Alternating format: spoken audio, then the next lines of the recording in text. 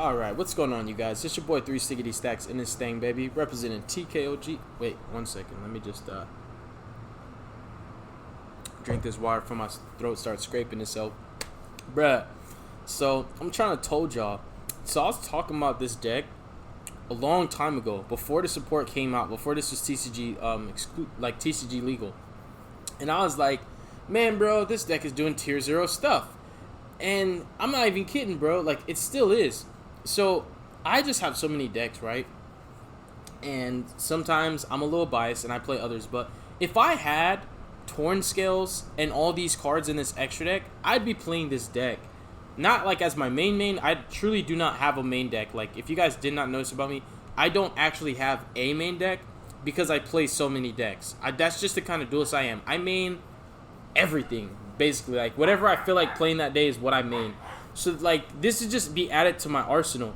So, a little about this deck, like, I was telling people about this deck, and I was like, bro, this deck is doing tier 0 stuff. Like, this actually is insane. Like, this deck is just, like, it's not gonna flop. It's not gonna flop. And, like, to this day, PK is still really strong. So, like, what people are doing is they're ending on Dragoon double Fog Blade. 90-90 boo-boo. So, like, let me explain this, bro. Not, like, to put down other lists. My list does not end on redundant boards. This is what a redundant board is. Let me tell you right now. Your board is redundant when you have Appaloosa, Fog Blades, and then this guy.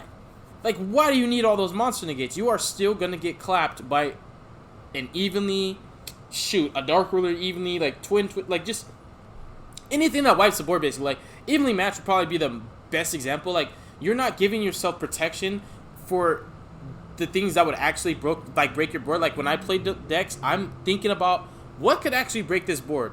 Is there anything I could do about that? If there's not, then I'd be like, hey, if they have it, they have it. If they don't, they don't. But if I could do something about it, fam, I'm going to go out of my way to do that. So with this board, like, the board I make, like, there is diversity in my disruptions. Other PK lists I see, there's no diversity. It's just a crap ton of monster negates and maybe Dragoon. A lot of people these days have been ending on Evil Swarm Nightmare instead of Dragoon, and, like, you know, just, I guess that's just their cup of tea. But, bro, like, this deck is disgusting. Like, you can Kali-Yuga your opponent on their turn. You can have this guy, Kali-Yuga, your Fog Blades, and him. And if that wasn't enough, he's engraved. So when your Fog Blade goes bye-bye, you just bring it back, trigger Rusty, pop. For no reason at all. If your opponent's just like, I don't know, they just summon gigantic monsters like Dangers and they try to attack. You have Fog Blades and you can still pop. And then they set their back rows. They're like, alright, I'll just pass. Kali-Yuga destroy everything. This card is almost better than Herald in the sense that you can't Dark Ruler droplet him. Like, you can't use these cards to stop him.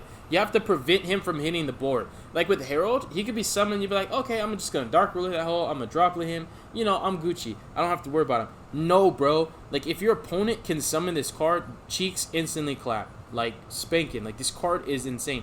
And, like, this is, like, when you full combo, Tour Guide kills your, like, if I'm playing this deck and I resolve a Tour Guide, like, let's just say I open Tour Guide, my opponent has no hand traps. We're going to game 2.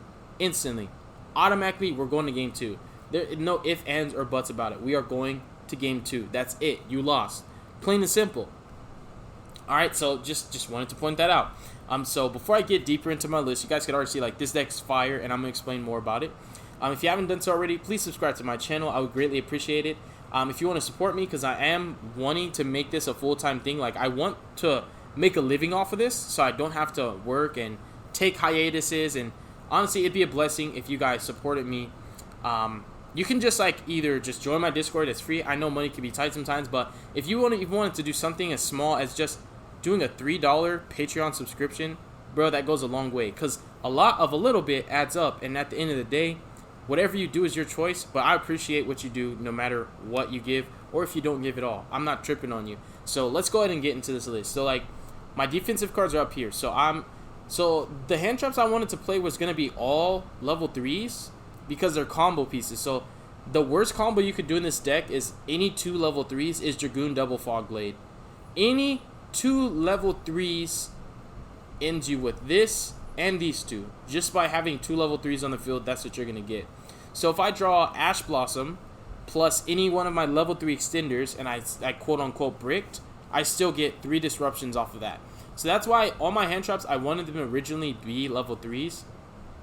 But the other thing was, like, I needed more high-impact hand traps if I was going to play any. Because since this is a 60-card list, you only have 3 droplets and 3 Dark Roots, so that's only 6 cards. I still needed more cards that could prevent the board from happening, because I need my normal summon, otherwise I'd main Lava Golems. So I'm playing Nib as well as another high-impact, and then talents, because this is a combo deck. Like, I am going crazy on these combos, bruh. Like, I am really trying to clap everything in sight. Like, it's literally, bro, I don't want anybody. If I play this deck, the only person that's playing Yu-Gi-Oh! Is me. Yes, it's that bad. I might as well be playing Mystic Mind. Like, that's how atrocious this deck is when it goes off. Yes, hand traps exist. No, you're not going to full combo every time when your opponent has Nibiru, Lancia, and Droll Lockbird. You know what I mean? Like, it is what it is. If they have it, they have it. But I'm telling you, like, this deck, kind of like Drytron's, when it goes off, you just can't play Yu-Gi-Oh! Anymore. So this is one of those decks where it's so scary that you will panic in side deck like crazy. Like, you will overside against this deck out of the fear that you will lose if I get to combo. And so, these are the defensive cards. I like this one also. If I get, like, Lancia and I can combo through it. Because, like, through Lancia, I could still end on Dragoon double Fog Blade. Not double Fog Blade. I can end on Dragoon plus Fog Blade. Because I can't banish to search my other Fog Blade.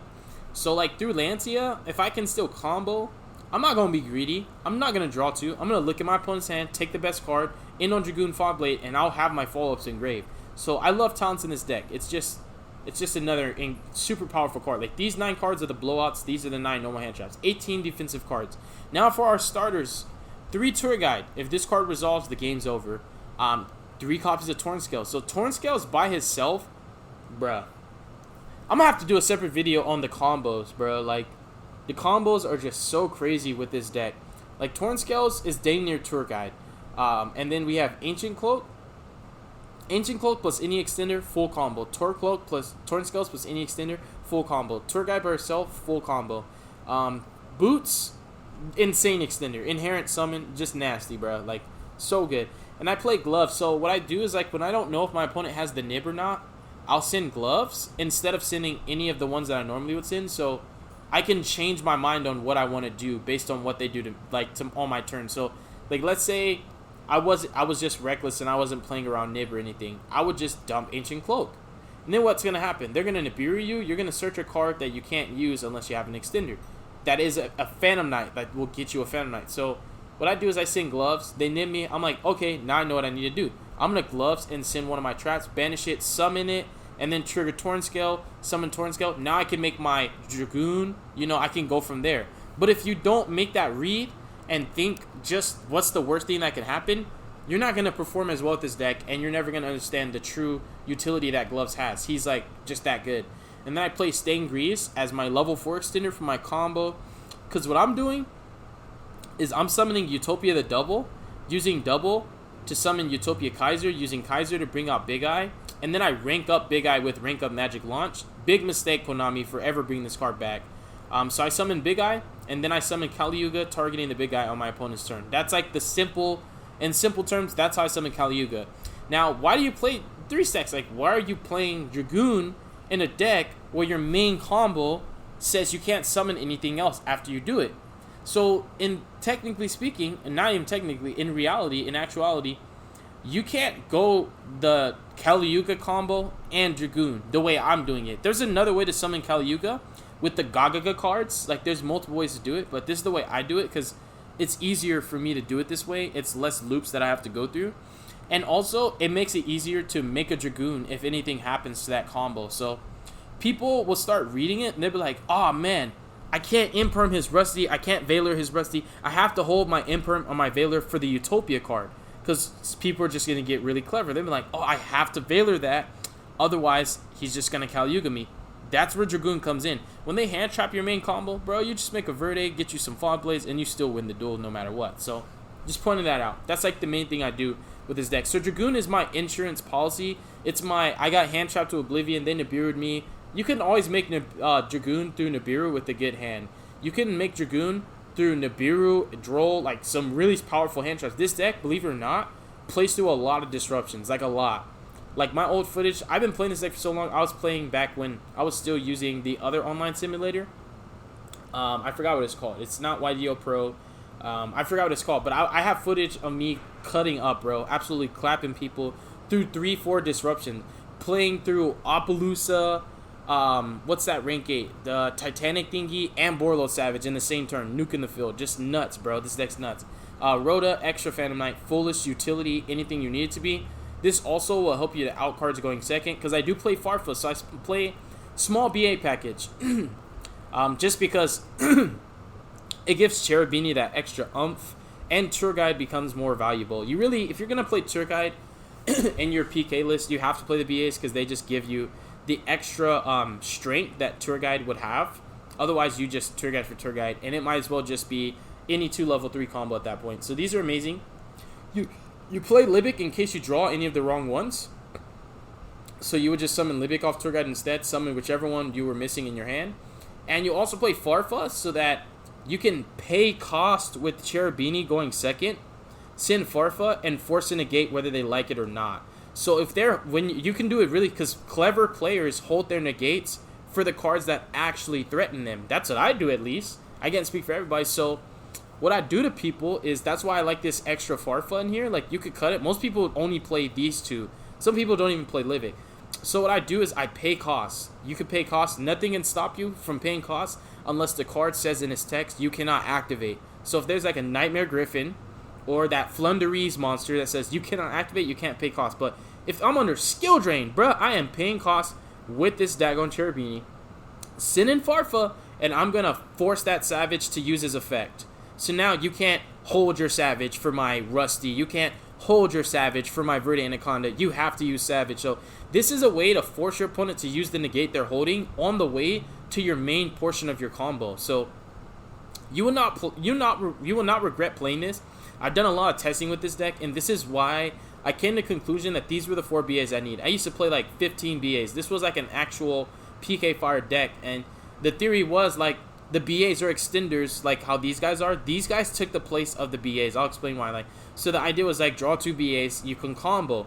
The issue became you started to draw 1 BA, and all your other extenders did not work because the BAs died the moment you control a non-1. So what I did was I changed that heavy amount of BAs into better extenders that are less situational. Kage Musinite, Chain Block your Tour Guide, Dodge Ash Blossom and Gamma, Psychic Trace, Tracker, and Wielder inherit summons that your opponent can't do jack squat about.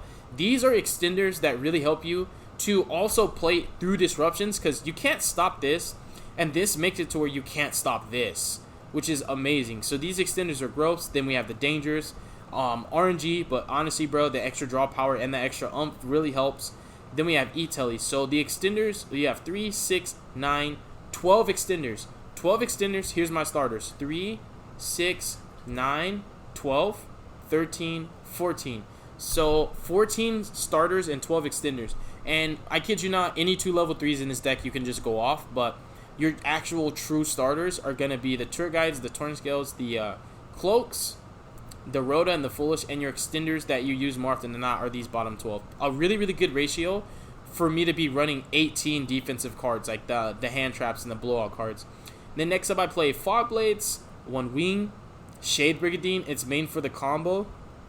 So what you do with the combo, bro, is you search your Shade, you activate it, summon Greaves that you search off Ancient Cloak, summon him as a level 4, boom. Instant Utopia double. Literally, if you summon Utopia the double and you could search Rank of Magic Launch, there's your Kali Yuga right there. Instant, presto, that easy. And then the Dragoon package. So these bottom 5 are the cards that I never want to draw in my deck. These are like the literal only bricks that I actually play. I could draw any Phantom Knight trap and still combo. The reason why is because Torn Scales can actually discard those, and that extends my combo even further, even through Nibiru. So I literally play 5 Garnets in a 60 card deck that's extremely consistent, has a disgustingly gross, obscene, just borderline, like just illegal freaking win condition that plays through a crap ton of hand traps and disruptions, has a crap ton of extenders, multiple backup plans. If I can't Dragoon, if I can't Kali Yuga, man, I got Zeus, I've got Future, I still can end on Rusty with Fog Blades and Break Sword in rotation. I can get Redoer with the trap. There's just too many things that this deck can do for you to think that I won't have another trick up my sleeve. So just know this deck is throwing some haymakers left and right, forward and back. Then we have Dragoon, Cherubini, Verde, Rusty. These links make it happen. Do you play Access Code? No. Dragoon takes the spot of Access Code because he's going to clear the field in OTK for you because you just get so much damage. Caliuga, bruh. Zeus, bruh. Draco Future, bruh. Utopia Kaiser, bruh. Like, I just love that I play so many giant boss monsters in this deck. Just some haymakers. This card is disgusting, by the way. Like, just know, if it's a mirror match, I'm taking it. I'm taking your Cherubini. I'm taking your Rusty. If I'm playing against Salamangrates, I'm taking it, bruh. I'm taking your Link. If I'm playing against Prinkets, I'm taking it. I'm playing against Eldritch, I'm taking it. Just know, bruh. Whatever it is, I'm taking it. I'm taking it. Let it be on the field. Let you even think that your Dragoon was going to hold a candle to this card right here. I'm taking it. You want to negate my Draco Future with your Dragoon? Draco Future, negate your Dragoon. Give it here, boy. Give it here. I'm taking it, bruh. This card is disgusting. It's broken. Whew. So, yeah. Utopia Kaiser, Utopia Future to make this guy. Then we have Big Eye as a target for Kaiser to do the Caliuga combo. Redoer, this could be Dweller, but a lot of times you're under the Dark Restriction normally when you have a secondary. Because you can only make one rank 4 without the Dark Restriction. So, like, the one rank 4 choice is Utopia the double, and then you make Redoer. So, like, you actually can end on Redoer with Trap. I'll show you this. I wish I had the screenshot still. So, you get Redoer with the Trap. You get the Fog Blade. You get the rank up. And you get Caliuga. So, you have Caliuga. You have the Monster Negate. You have the Redoer. You also have Rusty. So, when you summon Caliuga, you can trigger Rusty. I'm sorry, not trigger Rusty. Like, you would activate it, but it would literally be it would be negated. So never mind about that, because I forgot to mention to you guys that other cards and their effects cannot be activated. So that means mine's too.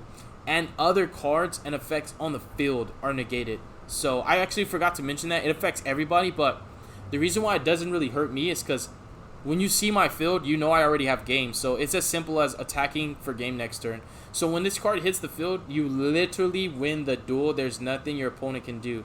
They can't even activate anything. It'll immediately be negated. Like, just, they can't do jack squat, bruh. And your field is so huge, they can't really break the board. There's nothing they can do.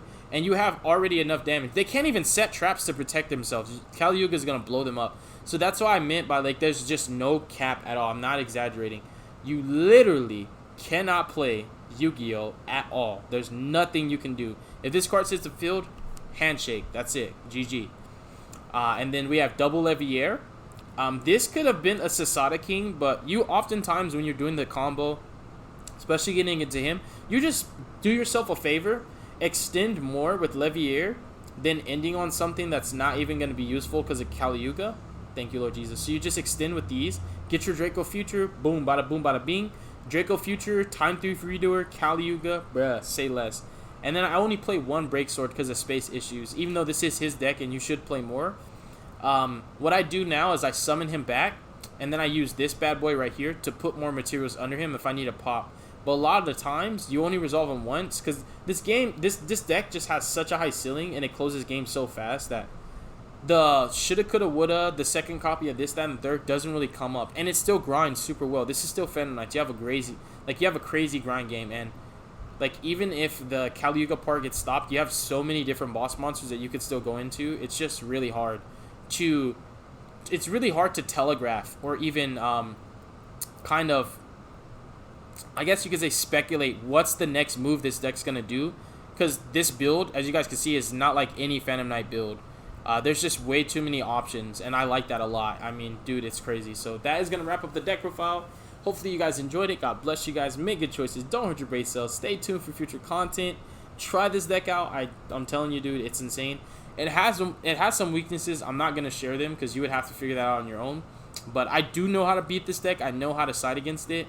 And people think hand traps is D-way, then hand traps will be D-way for you, and you can stick to that. But yeah, this deck, if this deck was popular, it would easily be. I mean, if more people knew about this, it would easily be super popular, because You know, we TCG players, we love saying, no, you can't play Yu-Gi-Oh!